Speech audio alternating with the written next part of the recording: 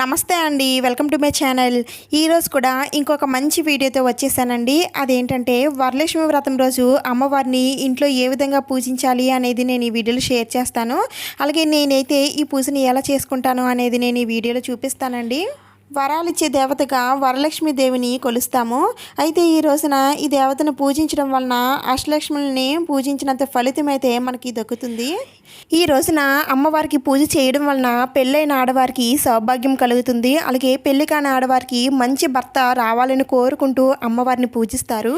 ఈరోజు అమ్మవారికి ఉదయం సాయంత్రం కూడా పూజ చేసి భక్తి శ్రద్ధలతో అమ్మవారిని పూజిస్తే చాలా మంచిది. ఈరోజు కనుక వరలక్ష్మీదేవి అమ్మవారిని పూజించినట్లయితే ధన కనక వాహన వస్త్రాలన్నీ కూడా లభిస్తాయండి. అలాగే అష్టైశ్వర్యాలతో ఆయురారోగ్యాలతో సిరి సంపదలతో ఉంటారని పండితులు చెబుతుంటారు. ప్రతి సంవత్సరం వరలక్ష్మి వ్రతం శ్రావణ మాసంలో పౌర్ణమికి ముందు వచ్చే శుక్రవారం రోజున వరలక్ష్మి వ్రతాన్ని జరుపుకుంటారండి. అయితే ఈ సంవత్సరం ఈ 2022 సంవత్సరంలో వరలక్ష్మి వ్రతం ఆగస్టు 5వ తేదీన శుక్రవారం వచ్చింది. ఈ రోజున అమ్మవారిని తప్పకుండా పూజించాలి. అయితే అమ్మవారికి పూజ ఎలా చేయాలంటే మనం అమ్మవారికి పూజ శుక్రవారం చేస్తాం కదండి. దానికన్నా ముందు రోజే పూజకు కావాల్సిన సామాగ్రి మొత్తం అన్నీ కూడా తెచ్చి పెట్టుకోండి. అలాగే పూజకు సంబంధించినవి ఏవైనా ముందుగానే మీరు తయారు చేసుకోవాలనుకుంటే ముందు రోజే మీరు అంటే డెకరేషన్ లాంటివన్నీ ఉంటాయి కదండి, అవన్నీ కూడా మీరు ముందు రోజే తయారు చేసుకొని పెట్టుకుంటే మనకి తర్వాత రోజు మనం ఈ పూజ అనేది ప్రశాంతంగా చేసుకోవచ్చు కదా. లేదంటే అప్పటికప్పుడు అన్నీ పెట్టుకున్నాం అనుకోండి, ఒకటి పెడతాము ఒకటి పెట్టము, ఒక్కొక్కటి మర్చిపోతూ ఉంటాం కదా. అందుకని ముందు రోజే మీరు ఇలా ప్లాన్ చేసుకుంటే పూజ అనేది పర్ఫెక్ట్గా చేసుకోవచ్చు. అలాగే ఇల్లు గుమ్మాలన్నీ కూడా ముందు రోజే మనం క్లీన్ చేసుకోవాలండి. శుక్రవారం క్లీన్ చేయకూడదు. అందుకని ముందు రోజే ఇంటిని పూజా మందిరాన్ని అలాగే గడపకు పసుపు రాయడం అవన్నీ కూడా ముందు రోజే తయారు చేసుకొని పెట్టుకోండి. ఇంకా మరుసటి రోజు తెల్లవారుజామున నిద్ర లేచి తలంటు స్నానం చేసి కొత్త బట్టలు లేదంటే పట్టు బట్టలు అవి ఉంటాయి కదండి, మనం పట్టు చీరలు అవి ఉంటాయి కదా, మన పూజల్లో వ్రతాల్లో ఎక్కువగా పట్టు చీరలను మనం ప్రిఫర్ చేస్తాం కదా, అలాంటి చీరలు ఏమంటే కట్టుకోండి. ఎందుకంటే మనం ఇక్కడ లక్ష్మీదేవిని పూజిస్తున్నాము. ఆ లక్ష్మీదేవి అంతటి కాకపోయినా సరే మనం కూడా లక్ష్మీదేవిలానే కలకల్లాడుతూ ఈరోజు అందంగా మనం ముందు అలంకరించుకోవాలి. ఆ తర్వాత అమ్మవారిని అలంకరించి పూజ అనేది చేసుకోవాలి. ఏ ఇంట్లో అయితే ఆడవారు లక్ష్మీదేవిలా కలకల్లాడు ఉంటారో ఆ ఇల్లు ఎప్పుడూ కూడా సిరి సంపదలతో అష్టైశ్వర్యాలతో ఉంటుంది. ముఖానికి పసుపు రాసుకొని కాళ్ళకి చేతులకి కూడా పసుపు రాసుకొని కుంకుమతో బొట్లు పెట్టుకొని పువ్వులు పెట్టుకొని గాజులు వేసుకొని ఇలా అమ్మవారికి ఇష్టమైనవన్నీ కూడా మనం ధరించి అమ్మవారి పూజలో కూర్చొని అమ్మవారిని పూజిస్తే చాలా మంచిది. ఆ తర్వాత అమ్మవారికి నైవేద్యాలు సమర్పించాలి కాబట్టి నైవేద్యాలు ముందుగానే మీరు తయారు చేసి పెట్టుకోండి. ఇంకా అమ్మవారి పూజని మనం పూజా మందిరంలో అయినా సరే చేసుకోవచ్చండి, లేదంటే ఇలా విడిగా పీఠాన్ని ఏర్పరచుకుని అయినా సరే అమ్మవారిని పూజించుకోవచ్చు. అమ్మవారి పీఠం పెట్టే ముందు ఆ ప్లేస్లో పసుపు రాసి బియ్యం పిండితో ముగ్గులు అవి వేసుకోండి. ఆ తర్వాత మనం పీట పెడతాం కదా, ఆ పీటని కూడా మనం పసుపు కుంకుమలతో ముగ్గులతో అందంగా అలంకరించుకోవాలి. తర్వాత ఆ పీట పైన ఏదైనా తెలుపు కలర్ క్లాత్ కానీ ఎరుపు కలర్ క్లాత్ కానీ లేదంటే ఇలా ఎల్లో కలర్ క్లాత్ కానీ ఏ క్లాత్ ఉంటే ఆ క్లాత్ వేసుకోండి. లేదు మేము క్లాత్ వేసుకోము మామూలుగానే పీట పైన పూజ చేసుకుంటామంటే అలా కూడా చేసుకోవచ్చు. నేనైతే ఇలా పీఠాన్ని ఏర్పరచుకున్నానండి. ఇంకా తర్వాత నేను నా దగ్గర ఉన్న అమ్మవారిని నేను ఇలా పూజలో పెట్టుకున్నాను. ఈ ప్లేస్లో మీరు అమ్మవారి ఫోటో అయినా సరే పెట్టుకోవచ్చండి. అయితే నేను ఎప్పుడు కూడా అమ్మవారి విగ్రహం మా పూజా గదిలో ఉంటుందండి. అందుకని నేను అమ్మవారిని తీసుకొని వచ్చి నేను పూజలో పెట్టుకున్నాను. అలాగే బ్యాక్గ్రౌండ్లో కూడా నేను కొద్దిగా డెకరేషన్ చేశానండి. డెకరేషన్ ఎలా చేశాననేది నేను లాస్ట్లో మొత్తం చూపిస్తాను. వీడియో మొత్తం చూడండి. పూజ అంతా అయ్యేసరికి అమ్మవారు చాలా అందంగా చాలా కళగా కనిపిస్తారు. నేను అమ్మవారికి నా దగ్గర ఉన్న నగలతో పువ్వులతో కూడా నేను అమ్మవారిని అందంగా అలంకరించాను, చూస్తున్నారు కదా. నేను ఇక్కడ అమ్మవారికి చిట్టి గాజుల మాలను కూడా సమర్పించానండి. అయితే ఇక్కడ చాలామందికి ఒక డౌట్ రావచ్చు, అమ్మవారికి బంగారు నగలనే అమ్మవారికి వేసి అలంకరించాలా అని డౌట్ అయితే రావచ్చు. మీ దగ్గర ఏ నగలు ఉంటే ఆ నగల్ని మనం పాలల్లో ముంచి అమ్మవారికి సమర్పించవచ్చండి. అది బంగారమైన వజ్రాలైన వైడూర్యాలైన ఏవైనా, లేదు మా దగ్గర గోల్డ్ కోటెడ్ తాలూకా చైన్ మాత్రమే ఉందంటే అది కూడా సమర్పించవచ్చండి, ఏం పర్వాలేదు. మా దగ్గర ఇదే ఉందమ్మా నేను ఇదే సమర్పించుకోగలుగుతున్నాను అని అమ్మవారికి చెప్పుకొని మీరు వెయ్యండి. వచ్చే సంవత్సరానికల్లా ఆ అమ్మవారే మీకు కావలసిందంతా కూడా సమకూర్చుతుంది. అందుకనే మీకున్న దానిలో అమ్మవారిని పూజించండి. అన్నిటికన్నా ముఖ్యం భక్తి ప్రధానం అండి. భక్తితో అమ్మవారిని వేడుకోండి, తప్పకుండా అమ్మవారు కరుణిస్తుంది.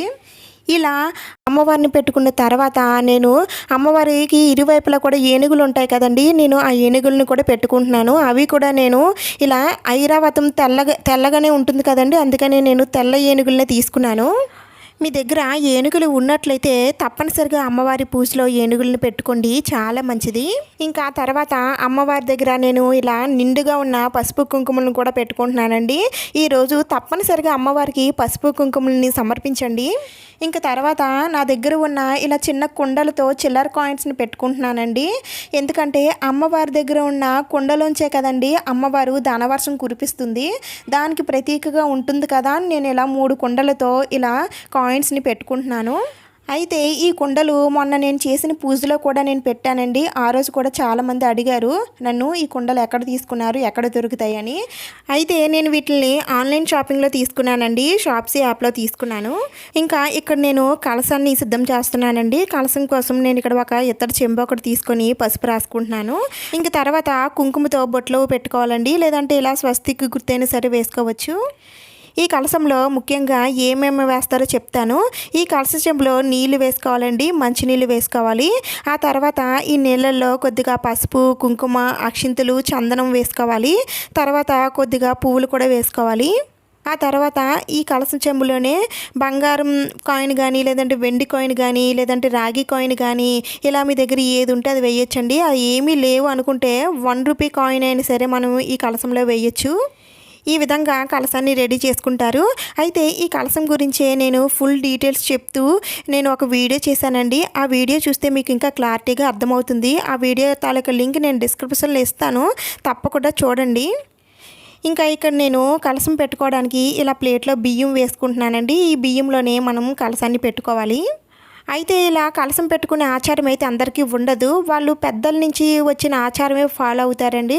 అయితే మేము ఫస్ట్ స్టార్టింగే మేము ఈ పూజ చేసుకుంటున్నాం, మేము కలసం పెట్టుకోవచ్చు అంటే ఎవరైనా సరే కలసం పెట్టుకొని అమ్మవారిని పూజ చేసుకోవచ్చు. అలా కలసం పెట్టుకోలేని వారు మామూలుగా అమ్మవారి ఫోటోని పెట్టుకొని అమ్మవారిని పూజిస్తారు. ఇప్పుడు ఈ కలసంలో పెట్టడానికి నేను ఒక కొబ్బరికాయని తీసుకున్నానండి. ఈ కొబ్బరికాయకి కూడా ముందుగానే పసుపు కుంకుమలతో అందంగా అలంకరించుకోవాలి. ఇప్పుడు ఈ కొబ్బరికాయని ఈ కలస చెంబులో పెట్టుకోవాలి. ఆ తర్వాత దీనిపైన ఒక ఎరుపు కలరు బ్లౌజ్ ఒకటి తీసుకొని నేను ఫోల్డ్ చేసుకొని ఈ కొబ్బరికాయ పైన పెట్టుకుంటున్నాను. ఈ బ్లౌజ్ పీస్ కూడా సింపుల్గా ఎలా ఫోల్డ్ చేసుకోవాలనేది మన ఛానల్లో ఉన్నాయండి, ఒకసారి మీరు చూడండి. ఇంక తర్వాత అమ్మవారికి నేను ఇలా పసుపు కొమ్ముని తాళి రూపంలో అమ్మవారికి సమర్పించానండి. ఇంకా మీరు అమ్మవారి కోసం కొన్న కాసు, ఇంకా బంగారు నగలు ఏమైనా ఉంటే అవన్నీ కూడా ఈ కలసానికే పెట్టాలండి. ఎందుకంటే అమ్మవారు ఈరోజు కలస రూపంలోనే ఉంటారు, అందుకనే మనం కలసానికి పూజ అనేది చేయాలి. ఇంకా చాలామంది ఈ కలసానికి చీర కట్టి అమ్మవారే కూర్చున్నట్టుగా తయారు చేసుకుంటారండి, అలా కూడా తయారు చేసుకోవచ్చు. ఇంకా తర్వాత నా దగ్గర ఉన్న చిన్న లక్ష్మీదేవి విగ్రహాన్ని కూడా నేను ఇలా పూజలో పెట్టుకుంటున్నానండి. అలాగే మా దగ్గర ఉన్న కొన్ని డబ్బుల్ని కూడా నేను ఇలా పెట్టుకుంటున్నాను. ఇలా లక్ష్మీదేవి పూజలో డబ్బులు కానీ, బంగారాన్ని కానీ ఇలా పెట్టుకొని పూజ చేసుకుంటే చాలా మంచిది. మీరు సంపాదించిన దానిలో కనీసం 10 రూపాయలైనా సరే అమ్మవారి పూజలో పెట్టుకోండి. అలా అమ్మవారి పూజలో పెట్టుకోవడం వలన ఆ 10 రూపాయలే రేపు పొద్దున్న ఎన్నో రెట్లు పెరగాలని అమ్మవారి పూజలో పెట్టుకుంటారు. ఆ తర్వాత అమ్మవారిని పువ్వులతో అందంగా అలంకరించండి. ఆ అమ్మవారు కూడా ఆడవారే కదండి, అమ్మవారికి కూడా ఎంత బాగా అలంకరిస్తే ఆ అమ్మవారు కూడా అంత బాగా ఇష్టపడతారు. నేను ఇక్కడ గులాబీ పువ్వుల్లోని సిల్వర్ పువ్వులు గుచ్చి అమ్మవారికి అలంకరిస్తున్నాను. ఈ వరలక్ష్మి వ్రతం ప్రతి సంవత్సరం కూడా శ్రావణ మాసంలో పౌర్ణమికి ముందు వచ్చే శుక్రవారం నాడు జరుపుకుంటాము. ఈ రోజునే జరుపుకోవాలని మన పురాణాల్లో కూడా ఉందండి. ఈ రోజున జరుపుకుంటేనే మంచి ఫలితాలు అయితే కలుగుతాయి. అయితే చాలామందికి ఈ రోజును కుదరచ్చు, కుదరకపోవచ్చు. అలాంటి వారు ఏం చేయాలంటే ఈ మాసంలో వచ్చే ఏ శుక్రవారమైనా సరే అమ్మవారిని పూజించుకోవచ్చు. ఇంకా ఇక్కడ నేను దీపారాధన కోసం దీపపు కుందులు పెట్టుకుంటున్నానండి. ఈరోజు అమ్మవారికి ఎన్ని దీపాలైనా సరే వెలిగించవచ్చండి. ఎన్ని దీపాలు వెలిగిస్తే అన్ని దీపపు కాంతుల్లో అమ్మవారు అంత కళగా కనిపిస్తారు. ఇంకా తర్వాత ఏ దేవతా పూజల్లో అయినా సరే ముందుగా మనం పూజించాల్సింది వినాయకుడిని. ఇది అందరికీ తెలిసిందే కదండి, అందుకని నేను ఇక్కడ వినాయకుడిని పసుపుతో చేసిన వినాయకుడిని నేను పెట్టుకుంటున్నాను. అయితే వినాయక విగ్రహాలు ఉన్నాయండి. మామూలుగా అయితే మనం పూజల్లో వినాయక విగ్రహాలు పెట్టుకోవచ్చు, కానీ ఇలాంటి వ్రతంలో పెద్ద పెద్ద పూజల్లో మనం పసుపు వినాయకుడిని చేసుకుంటేనే మంచిది.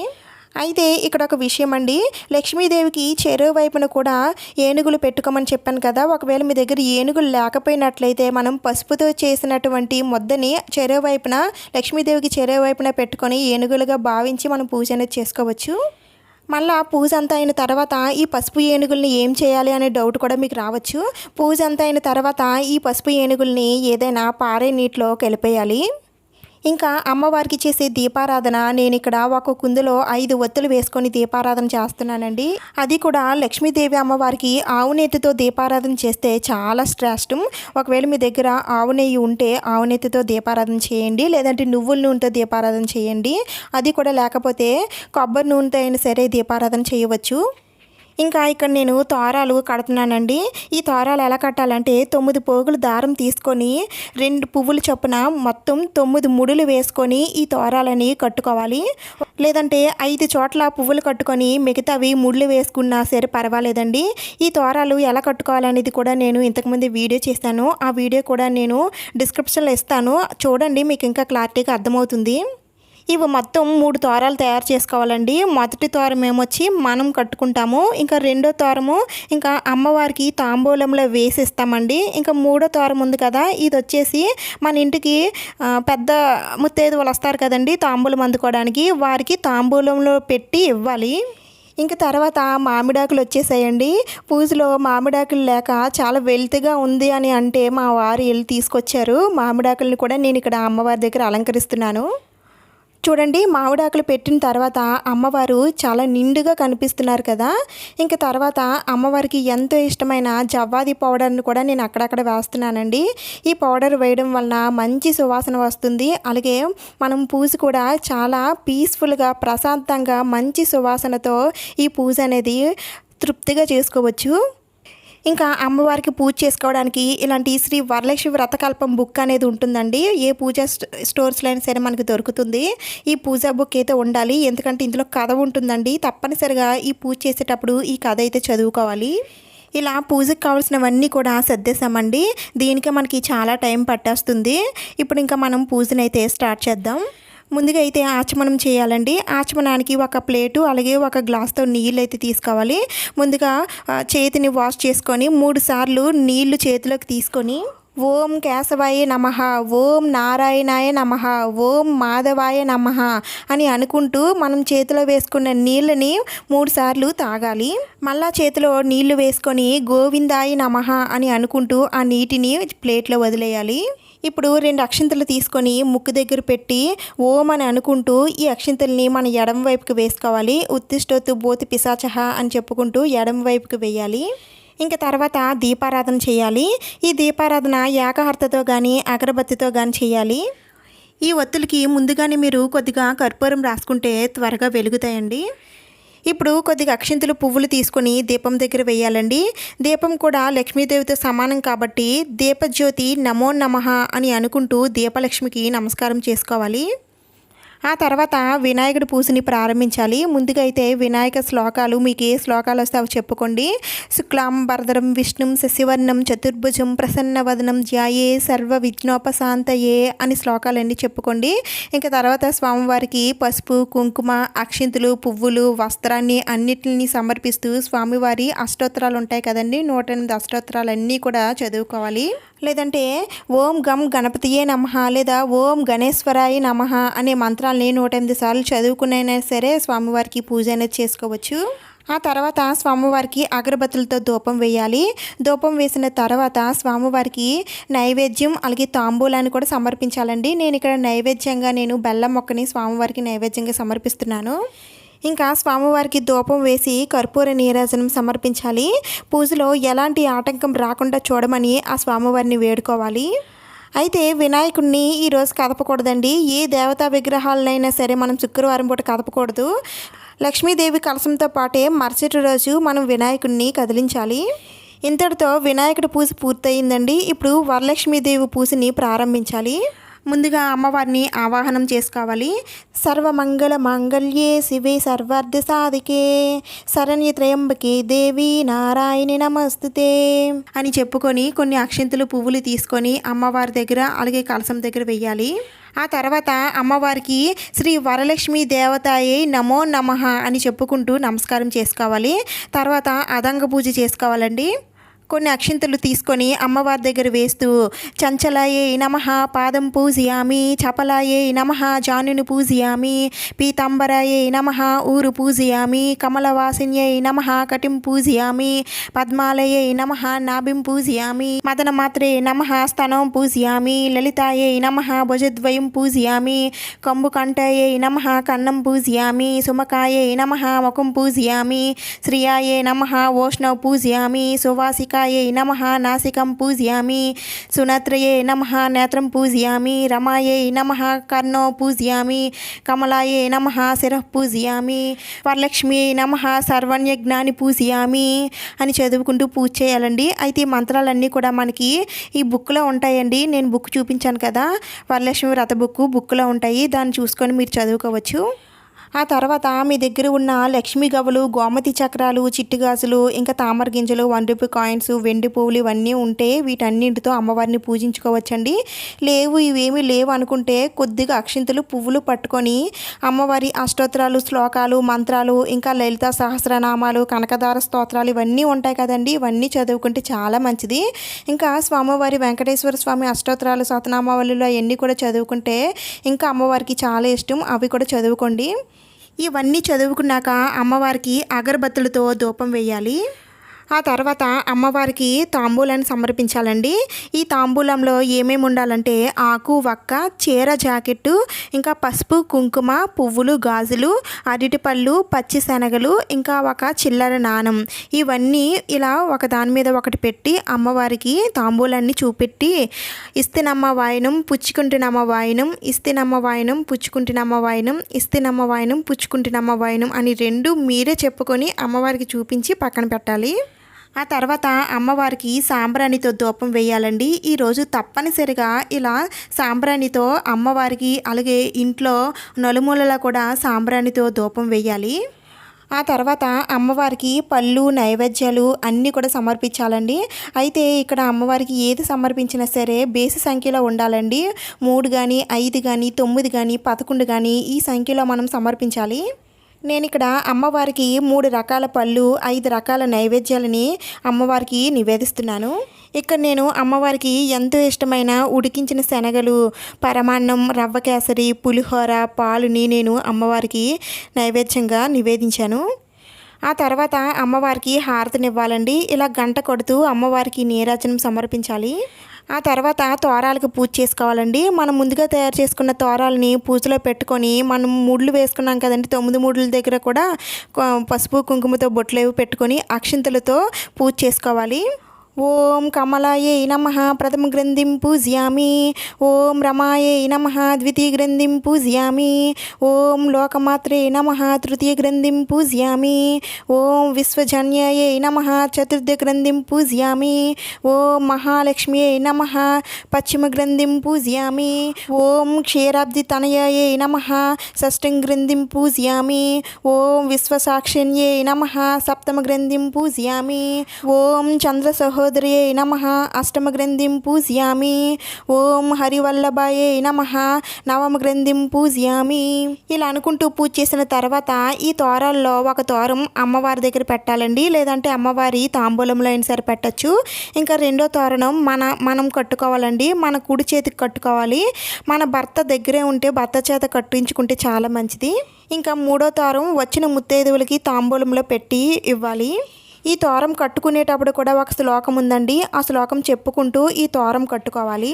బధ్నామి దక్షిణహస్తే నవసూత్రం శుభప్రదం పుత్ర పౌత్రాభివృద్ధం చ సౌభాగ్యం దేహమేరమే అని ఈ శ్లోకాన్ని చెప్పుకోవాలి. ఆ తర్వాత కొన్ని అక్షింతలు, పువ్వులు చేత్తో పట్టుకొని వరలక్ష్మీదేవి వ్రత కథను చదువుకోవాలండి. ఈ కథని చదివినా విన్నా చాలా మంచిది. ఇలా కథ అంతా పూర్తయిన తర్వాత చేతిలో ఉన్న అక్షింతలు, పువ్వుల్ని అమ్మవారి పాదాల దగ్గర వేసి కొన్ని అక్షింతల్ని మన శిరస్సు పైన కూడా వేసుకోవాలి. ఆ తర్వాత అమ్మవారికి నారికేళాన్ని సమర్పించాలండి. అంటే కొబ్బరికాయని నైవేద్యంగా సమర్పించాలి. చివరిగా అమ్మవారికి హారతిని సమర్పించండి. అయితే ఈ హారతిని ముద్ద కర్పూరంతో సమర్పిస్తే చాలా మంచిది. హారతి ఇచ్చేటప్పుడు అమ్మవారి పాటలు ఏమైనా వస్తే పాడండి. అయితే హారతి పాటలు అనేవి నేను ఇంతకుముందే వీడియోస్ అప్లోడ్ చేశాను, ఒకసారి చూడండి. సుమనస వందిత సుందరి మాధవి చంద్ర సహోదరి హేమమయే మునిగణ మండిత మోక్షప్రదాయిని మంజుల భాషిని వేదనుతే పంకజవాసిని దేవసు పూజిత సద్గుణవర్షిని శాంతియుతే జయ జయ హే మధుసూదన కామిని ఆదిలక్ష్మి సదపాలయ మాం. ఆ తర్వాత కొద్దిగా అక్షింతలు పువ్వులు తీసుకొని శ్రీ వరలక్ష్మి దేవతాయే నమో నమః అని అనుకుంటూ అమ్మవారికి క్షమామంత్రం చెప్పుకోవాలి. పూజలో ఎలాంటి పొరపాట్లు జరిగినా ఏమైనా తప్పులు చేసి ఉన్నా సరే నన్ను క్షమించు తల్లి అని వేడుకుంటూ అమ్మవారికి నమస్కారం చేసుకోవాలి. ఇంతటితో వరలక్ష్మీదేవి పూజ పూర్తయిందండి. పూజ పూర్తయిన తర్వాత అమ్మవారికి పూజ చేసినటువంటి అక్షింతలు మన శిరస్సు పైన వేసుకోవాలి. అలాగే కుంకుమని తీసుకొని మనం బొట్టుగా ధరించాలి. అలాగే అమ్మవారి పాదాల దగ్గర ఉన్నటువంటి పువ్వులను తీసుకొని మన జడలో పెట్టుకోవాలి. ఇలా పూజ పూర్తయిన తర్వాత భర్త పాదాలకి నమస్కారం చేసుకొని అతని ఆశీర్వాదం కూడా తీసుకోవాలండి. ఆ తర్వాత ముత్తైదువుల్ని పిలిచి వాళ్ళకి వాయనం కూడా సమర్పించాలి. ఈ వాయనంలో ఏమేమి ఉండాలంటే ఇందాకలా అమ్మవారికి వాయనంలో ఏమేమి ఇచ్చామో అవే సేమ్ ముత్తైదువులకు కూడా ఇవ్వాలండి. అయితే ఇక్కడ అమ్మవారికి చీరను పెట్టాము, ఇక్కడ ముత్తైదువులకి జాకెట్ పెట్టాలి. అయితే ముత్తైదువులకి వాయనం ఎలా ఇవ్వాలనేది కూడా వీడియో ఉంది, చూడండి. ఇలా పూజ చేసిన తర్వాత పూజలో పెట్టినటువంటి నైవేద్యాలని మనం స్వీకరించవచ్చండి. అయితే ఈరోజు ఒక్క పూట భోజనం చేస్తేనే మంచిది. అది కూడా అరిటాకులో భోజనం చేస్తే ఇంకా మంచిదండి. మీకు అరిటాకులు దొరికినట్లయితే అరిటాకులోనే భోజనం చేయండి. మళ్ళా సాయంత్రం సమయంలో కూడా అమ్మవారిని పూజించాలి. అమ్మవారికి పూజ చేసేటప్పుడు గడప దగ్గర దీపాలు వెలిగించి డోర్లు ఓపెన్లోనే ఉంచి అమ్మవారికి పూజ అనేది చేయాలి. అమ్మవారి దగ్గర పెట్టిన దీపాలను కొండెక్కనివ్వకుండా చూసుకోండి. మనం శనివారం అమ్మవారి పీఠాన్ని కదుపుతాం కాబట్టి అంతవరకు దీపాలు కొండెక్కకూడదు. సాయంత్రం సమయంలో అమ్మవారిని మళ్ళా పువ్వులతో అక్షింతలతో అష్టోత్తరాలు అన్నీ చదువుకుంటూ మళ్ళా అమ్మవారికి ఫ్రెష్గా వండిన నైవేద్యాన్ని సమర్పించి అమ్మవారికి పూజ అనేది చేసుకోవాలి. అయితే ఈరోజు నేలపైన పడుకోవాలండి, బ్రహ్మచర్యం పాటించాలి. అలాగే నాన్ వెజ్ అస్సలు తినకూడదు. ఇంకా మరుసటి రోజు శనివారం ఉదయాన్నే నిద్రలేచి తలంటి స్నానం చేసి ఇల్లంతా కూడా శుభ్రపరచుకోవాలి. అది కూడా ఇంట్లో దేవతా విగ్రహాలు పూజలో ఉన్నప్పుడు దీపాలు వెలుగుతున్నప్పుడు చీపురుతో ఇంటిని క్లీన్ చేయకూడదండి. ఏదైనా ఒక క్లాత్ తీసుకొని మాత్రమే తొడాలి. ఆ తర్వాత అమ్మవారికి ముందు రోజు పెట్టిన పువ్వులు తీసేసి ఫ్రెష్గా ఉన్న పువ్వులు పెట్టి మళ్ళీ అమ్మవారికి అష్టోత్తరాలు అవన్నీ అక్షంతలతో పువ్వులతో పూజ చేసుకొని అమ్మవారికి ఈరోజు దద్దోజనాన్ని నైవేద్యంగా సమర్పించాలి.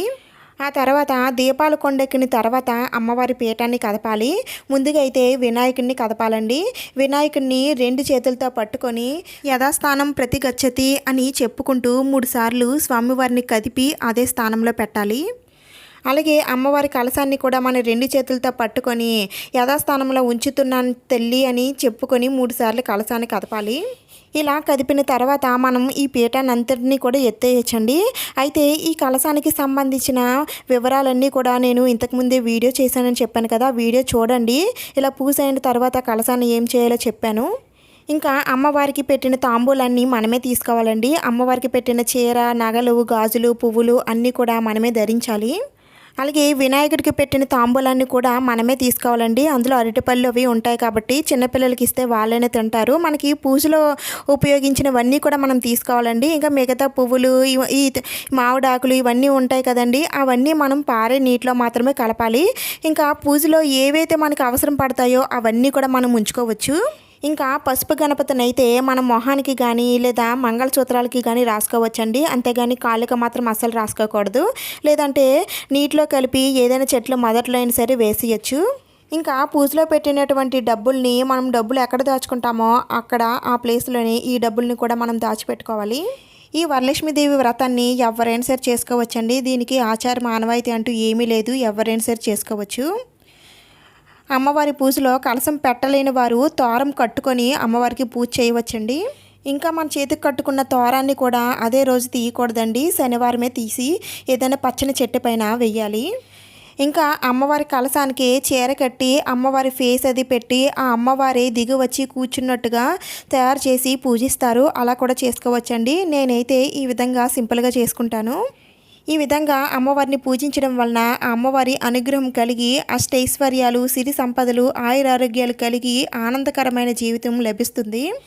ఇంకా లాస్ట్లో నేను డెకరేషన్ చూపిస్తానని చెప్పాను కదండి, ఇదేనండి నేను చేసిన డెకరేషను. నేను ఒకటి కొత్త చున్నీ ఒకటి తీసుకున్నానండి. కొత్త డ్రెస్ తాలూకా చున్నీ, ఇంకా డ్రెస్ అయితే ఇంకా స్టిచ్చింగ్ కూడా అవ్వలేదు. ఆ చున్నీ ఒకటి తీసుకున్నాను. ఇంకా తర్వాత నేను గోడకి ఒక టేప్ అయితే అంటించానండి. నేను ఎక్కువగా వాడుతూ ఉంటాను ట్రాన్స్పరెంట్ టేపు. ఆ టేప్ అయితే చాలా గట్టిగా ఉంటుందండి, అస్సలు ఓడదు. ఆ టేప్ నేను గోడకు అంటించాను. దానిపైన ఇప్పుడు నేను ఈ చున్నీని కూడా అంటించాను. ఈ చున్నీ పైన నేను ఇలా పువ్వుల మాలలన్నీ కూడా వేసుకున్నాను. వీటిని హ్యాంగ్ చేయాలంటే గోడకి మేకులు అయితే కొట్టాలి కదండి. మేకులు కొట్టడం కంటే ఇదైతే మంచిదే కదా. ఈ టేప్ అయితే చాలా బాగా పనిచేస్తుందండి, చాలా గట్టిగా అతుక్కుంటాయి. మీకు ఈ వీడియో నచ్చింది, యూజ్ అయ్యింది అని అనిపిస్తే ప్లీజ్ తప్పకుండా వీడియోని లైక్ చేయండి, షేర్ చేయండి, సబ్స్క్రైబ్ చేసుకోండి. ఇంకొక మంచి వీడియోతో మళ్ళీ కలుద్దాం. Thank you for watching.